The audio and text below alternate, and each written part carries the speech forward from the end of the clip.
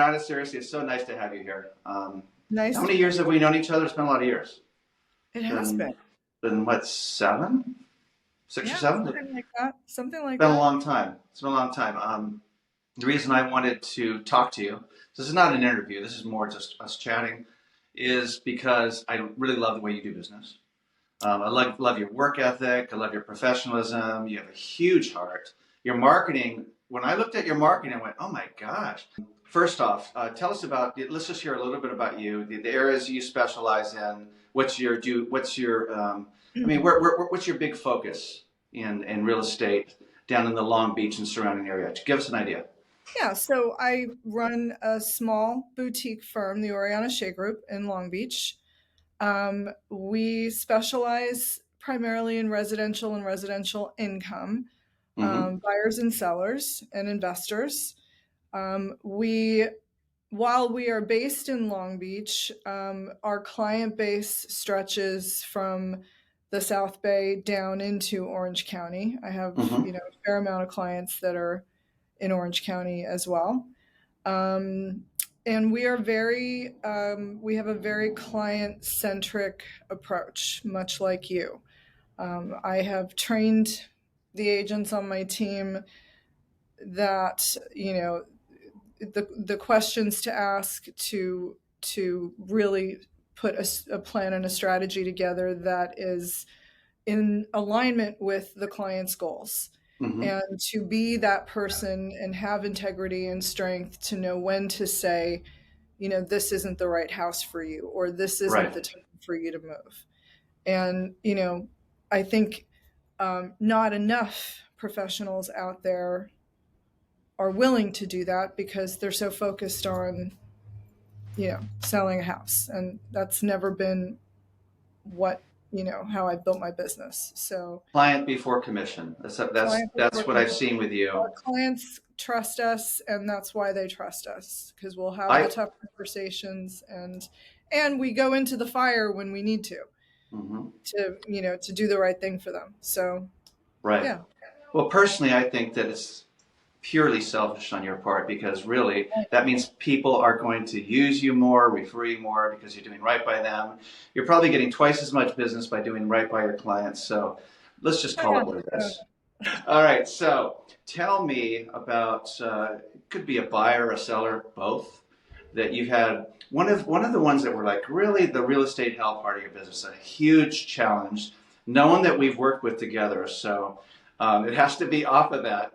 And then we can, I want to hear how you became victorious with the whole thing and how you overcame.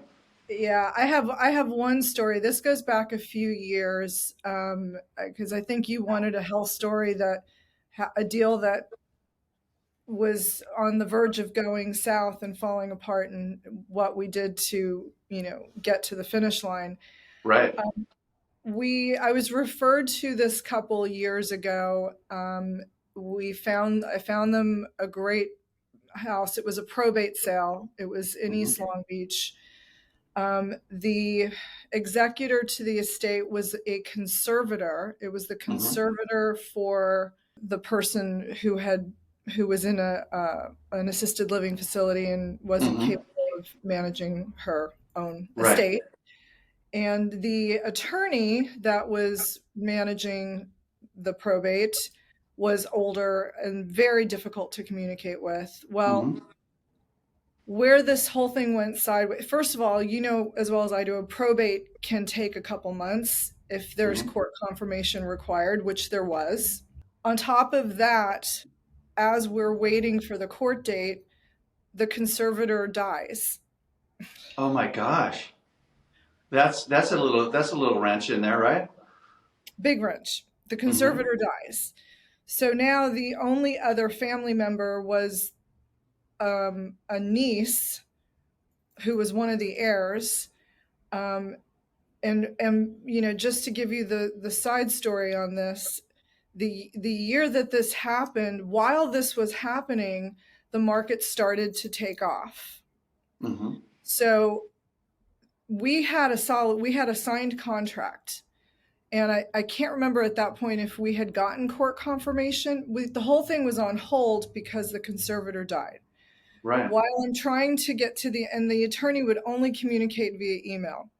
I somehow came to find out the attorney was telling the niece or the heir, the market's going up. Let's wait for these buyers to cancel, and then we'll put it back on the market for a higher price. Mm-hmm. And somehow I found out about this, and my poor buyers were waiting and waiting and waiting, and I said, no, no, no, no. I said, this is going to be a test of wills, and I said, we're Mm-hmm. not giving up. Right. We're going to finish this thing, and he's an attorney, and we're going to get him to honor it. So then I reached out to our risk management department. I got an attorney involved. Mm-hmm. We started going back and forth, and I said, somehow the attorney admitted, well, just cancel if you don't want to wait. I said, oh no, we're going to wait. We're going to wait. I said, so what's the next step? And I kept trying to hold him accountable, and what are you doing next? What's going to happen next? Short of the short story is the short long story. Yeah. It It's took too it's too from late the for the short beginning, story now. right? From the time that we opened escrow, this attorney dragged it out for 6 months. This was my longest escrow in history, 6 months. But we got to the end of it at the price. Then in the middle of it, he tried to increase the price. I mean, this guy, I don't even know what what he was thinking. Mm-hmm. But that's where the professionals come in. We know the contracts. We know what protects our buyers are, in the transaction, and what the sellers can and can't get away with. Mm-hmm. It was a nightmare. It could have fallen apart 25 different ways, and we got to the end of it. And I think when this happened, my clients paid something like 610 for this huge 3-bedroom, 2-bath house that's now worth 1,400,000, 1,500,000. And you did that by bringing in the right people, by Brought in the knowing right what you're doing with people, the right team. and knowing what our rights were, and knowing, Right. not letting an attorney push me around, and trying to, basically, he was trying to wear us out.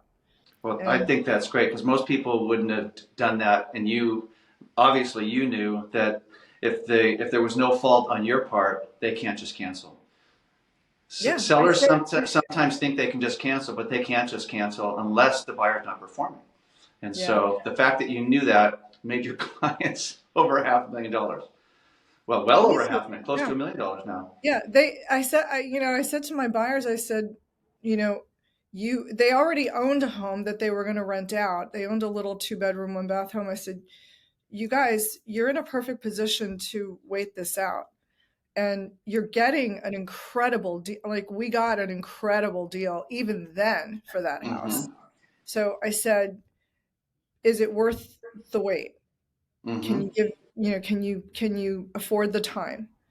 And they're like, yeah, let's do it. I said, okay, then we're just going to take them to task, and let's see who's still standing.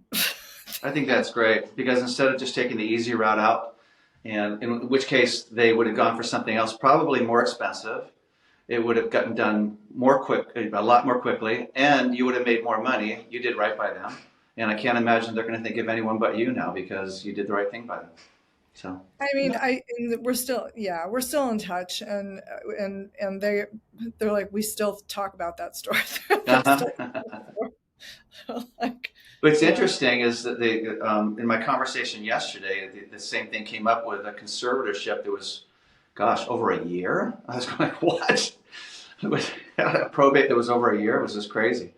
And so a lot of them come out of that. And so how mhm. about, do you have any inspection stories where you go like, where something happened that could have totally have rocked the deal, but you were able to pull it together and make it work? Um, Not so much an inspection story as, it was on one of my listings. Um, and it was a condo, and we were in escrow. The buyer's agent, because the condo was vacant, took it upon himself. This was after inspections. The inspection had called out that it had radiant heating, and Mm-hmm. the inspection had called out the heating wasn't working, and he wanted to go and get an estimate. Well, you know, and I know that you let the listing agent know when you're entering the property and that you're bringing a vendor to get an estimate. He just took this heating and air guy to the condo to have him look at it. I don't even know who this vendor was, but somehow he did, and you're not supposed to do anything invasive, right? Right. He he turned or twisted a pipe and cracked the pipe, and we had water leaking down the wall into the condo. Meanwhile, this is a top floor condo with people down below. What a The nightmare. they tried to fix it themselves before they notified me that they were in the condo and that they caused this issue. He called me 2 hours later after there's Great. been active running water in the condo. I was like, what, first of all, what are you doing there? And what do you mean there's active Mhm. running water? Then on top of that, the HOA has restrictions about who can fix that. You have to Yeah. use their approved They're vendor plumbers. list, right? Yeah. Hmm. And their approved plumbers weren't available for 2 weeks. I mean, it was a literal, can I say a shit show? It was a literal shit show. No, you can't say that. I said it twice. But am I going to stop you? I said it twice. So Yes. I had to This get is just a grown creative. up show. Yeah, I had to get creative. My seller was already living on the East Coast. I'm telling her what's happening. She was freaking out. I had to get a contractor to go in there, figure out how to turn the water off, fix the pipe. It was a whole thing, but we got it done with minimal damage, and I um, got the buyer to agree to pay for the repairs. Then the buyer canceled. Ooh, but so did you still get the money? Oh yeah, oh Yeah. yeah. Went I can't imagine you didn't. Oh no. Buyer tried to cancel after all Hmm. this. Buyer tried to cancel and went after their deposit and Hmm. got the full deposit credited. They tried to fight it. And again, I took the legal route and just said, well, I could go after more, or you could just agree to release the deposit based Hmm. on what you did. And then I told the agent, I said, you accessed a property without permission, Hmm. did damage, and now you're trying to back out and run away? Right. So you can do this the easy way or the hard way. Right, right. Hmm. So we got the deposit more than covered the repairs, and my client actually got some extra money out of it, and we were back in escrow in a week. So See, I like those stories because you have a situation that could be an absolute nightmare, and instead of letting it spiral and get worse and worse and worse, you figured out a way to get in there, fix it, make it a non-issue, make sure that your clients weren't hurt in the process. And those are the kind of stories that people don't realize. This kind of stuff happens with agents practically every day. There's something like this going on, every and day, which and is which is why someone like you is so valuable. well, I think we are resourceful. You have to be. You have to figure out the solution before it gets out of hand. There's it's too easy to stick your head in the sand and pretend it's not happening. That's Right. just Hmm. if I just don't take the call, it's not happening. Right. Somehow. What is it? Yeah. Yeah. So, question for you. So, in today's world with technology, when we started in the business close to 20 years ago, there wasn't the same kind of technology. So, do you have any secret sauce that you use with your technology, with, let's say, sites like Zillow, Realtor.com? I could say a bunch of things, but it'll lead to too many conversations. Is there how does technology play a role in your business these days? Oh, huge. I mean, first off, like when I first got my license in the 90s, I was still planning buyer showings out of a Thomas guide. There was, I mean, honestly, my favorite technology is GPS. It's Uh-huh. that just thank you for GPS and maps. I don't know how we did what we did back then. You just Um, did. you just did it. So I think technology has made our jobs. Um, it's made our jobs easier in a lot of ways, but it's also complicated our world in a lot of ways. You know, it's just too easy to obtain information, and it's I think it's eliminating the human contact that I think is critically important in this process. So Interesting. So here's how I feel differently about that. Because I remember when everything was coming out, all this information was accessible, and everyone's going, agents are going to be, they're not going to be needed anymore because people can get all that information. I looked at that and I said, man, give them all of the information. The more information they can have, the better, because then Oriana Shea can do her magic with all the other things that need to happen. And they still need you. They can find a house online, they can look it up and everything, but they can't, most people can't decipher that information. Most people don't know where to go to. I think that's what I mean is that I think um, they can't decide. They don't know how to make the adjustments for different improvements and finishes when trying to determine if a property is valued correctly. They think, that they can just take a price per square foot and apply it to all in the neighborhood, and it doesn't work that way. Right. There's, I just feel I don't think that it's taken us out of the equation as much as some might like it to. We are still needed, but I think sometimes people wait a lot longer than maybe they should before they hire someone to help them with the process. I think Mm-hmm. knowledge is power, and we have a lot more to offer and to provide them in terms of education and information that Right. might help their process go smoother and easier from the Definitely beginning. will. I think I think it's just harder for people to connect earlier on because it's so easy to just Yeah. look at Well, that's a houses. good point. Yeah. And then there's also, it's like sometimes when that information is so readily available, they'll say, well, this house, 6 blocks away sold for this and it had this.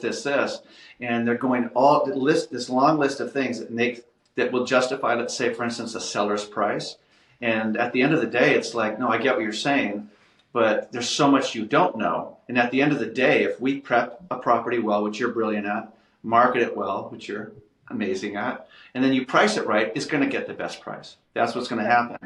But people will go and they'll keep from making a price adjustment because say, but this one has a view, and you say, yeah, it has a view on your tippy toes looking out this little room here, and you don't realize that the soil is falling back on the house and the retaining wall is leaning, and Yeah, so there's so many things they don't know, but they think they do. And so this is where I think we can come in really handy is because, okay, look, I know you have all this information, but let's help you decipher it. yeah, yeah. I don't think they can. I don't think we're going to become obsolete in this process. It's too important of a transaction, and it's you need the professional. You It's the know. biggest transaction. It's like me going. I had a meeting with a CPA yesterday, and we're talking about the value of the agents. And I was going. It's like me going to my CPA and thinking that I know what he knows. But and then let's say I do have a certain knowledge base. That's great. But do I know how to deal with an auditor? Not right. Can I talk to You this want tax to? guy? No. No, I can get myself in big trouble by not knowing. That's why it's important to hire someone like you and your team and trust them. And that those are the clients I'm looking for. Someone who gets what I bring to the table and trusts me because I've got 20 years of experience and I surround myself with excellent people.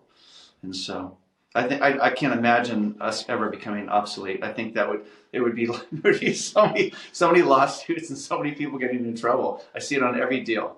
Every I deal hope something happens. I hope we're long retired by the time that happens and we're Yes. out of it. Yes, from your Just mouth, walk. it's the best year.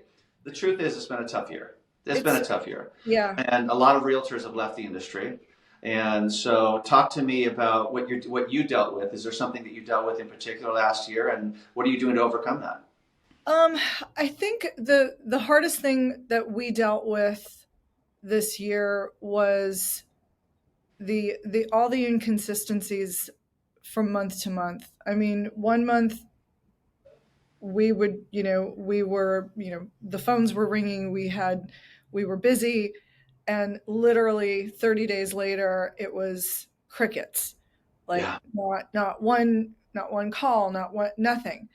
And I think a year of that kind of uncertainty wears on people. And Yes.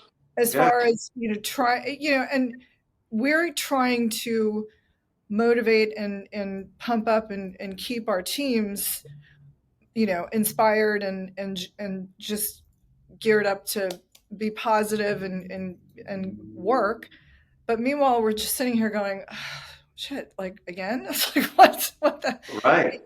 it was a lot of uncertainty. And I think that was the hardest thing this year. I mean, when the rates went up over 8%, I think I wore black that whole week. I'm like, this is just not good. It's not Uh-huh. good. Well, Um, it's like, I feel it's like we're Rocky Balboa and we're just getting hit and hit and hit. yeah. So And trying what do you to, do so you're getting hit? You're getting hit really, really hard and you're being thrown in the corner. What did you do this past year to, I mean, you're trying to motivate your team, but is there anything else that you're doing? um, in terms of marketing or in terms of, Why don't we talk? I mean, you can address however you want, but I'm thinking more along the lines of it's almost like being a therapist to our I, sellers and buyers. look, trying to have those conversations with the clients, both on the selling side and on the buying side, when the rates are going up and prices are not coming down as much as Right. people were hoping or anticipating. Mm-hmm. And what does this look like? What is this going to lead to? And there's always, what I found is there's always a positive message or a positive lesson to be learned from any market. And what I tried to tell people when the rates were where they were, said, look, here's what I do know from experience.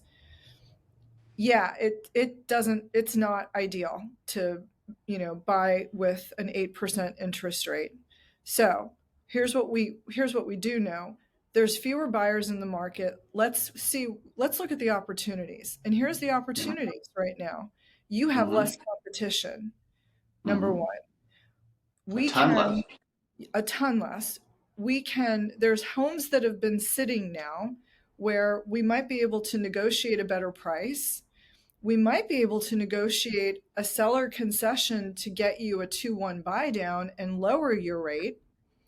Right. If you wait, know that as soon as you're ready, 10, 20 other people are going to be ready for that same house. So And then now, there'll be that insanity again, and all of a exactly, sudden you're paying an extra 100 or 200 above that exactly. never should happen. So Yeah. the opportunities that, while the rate isn't ideal, it is creating, my message is, it is creating other opportunities that you need to Mm-hmm. look at. You need to look for the opportunities in any market Right. and know that nothing is forever. Nothing is stable. Nothing is going to stay the way it is forever. So maybe you go in at, we can negotiate the lower rate with a 2-1 buy down. By the time the rate corrects, you're going to refinance it because the rates will be Mm-hmm. down again. And sure enough, right now, as people are asking me, should I wait? Should I wait? I'm telling them, if you wait, you're crazy. Because Right. what I'm seeing that's going, and you tell me if I'm wrong, 2024 is starting to look a lot like 2021. If the Mm-hmm. rates, if we Yeah. have at least three more rate drops, it's going to be a feeding frenzy all over again. And the Right. opportunities that exist right now are going to be gone. Right. And so what I was thinking, because I know that we talked over the years, and it was like if we saw the prices going down, we'd be saying like, "Ah, okay, you might have to wait. But prices, I don't, in the San Fernando Valley, prices have remained steady. Right? They haven't been. So Because there why hasn't not been get in any with less inventory. competition? Yeah. There hasn't, people weren't putting their homes on the market. So it's it's astonishing. unprecedented to have higher rates and the prices, stay where they are. Mm-hmm. So, that's what I tried to tell people last year when things were not great is there's opportunities right now. You need to look Exactly. for the opportunities and understand that if you get in now, you're going to win because you're getting in at the lower price. The Right. same house in 2024 could be 10, 15, 20% more. Yeah. Absolutely. And you're going to get if you're looking for your home. I always say that you're. This sounds so freaking cold, but I say it. You're selling a business. So when you sell your home, you're selling a business. You're buying a home. So when you're selling, treat it like a business and listen to the business broker who does this all day long and his team who are going to watch out for you. When you're buying a home. It's a different conversation, totally. And so right now, you're going to have more to choose from to find that forever home. Whereas you could go, remember just over a year ago, it was like people were going up against 5, 10, 15 buyers and they here's their forever home, but they're never going to get it. So at least now you get more opportunities to get that forever home, and I think that's a big thing too, because that's what you're getting into. That's Yeah. where you're going to live, and Yeah. so and raise your family, and that's where you're going to have Thanksgiving dinner. So let's find the right one right now. So I Yeah. agree with you. And Well, so I really enjoyed talking to you. What I wanted to do is just find out, is there anything right now, any charity or any group, anything that you really support that's close to your heart that you want to share? um there's a couple. Just name I one. just name one. Um there is an organization in Long Beach called For the Child. I like that organization quite a bit. They work with sexually abused children and families. They're just an amazing organization. They have volunteers that go to the hospitals, and when the child is brought in, it's they work with the families. They have volunteer psychologists that work with the families to help them rehabilitate and That's bring the great. families back together. They're an amazing organization, and I like them a lot, and I support them. That's But wonderful. yeah, Is there, do you have a website for that? it's For the Child. I think it's forthechild.org or Uh, dot. It's for the child. I think .org might be Out of maybe Long Beach. out of Long Beach. Yeah, yeah. That's great. No, I really appreciate you sharing that. We stumbled across that when I was talking with a former client and on what meant something to him, and it brought him to tears. And I thought, you know what, we need to wrap up with something that really means something. So thank you for sharing that. Yeah, I sat on the board for a year with them. Then I learned so much and didn't even there's things you don't think about when it doesn't affect your it doesn't affect your stratosphere. Hmm. And it's nice to know that there's organizations out there that are there to help these families and these kids that are just they need somebody, in Yeah, the worst possible moment of their lives. They need an advocate, and that's what this organization does. So wonderful.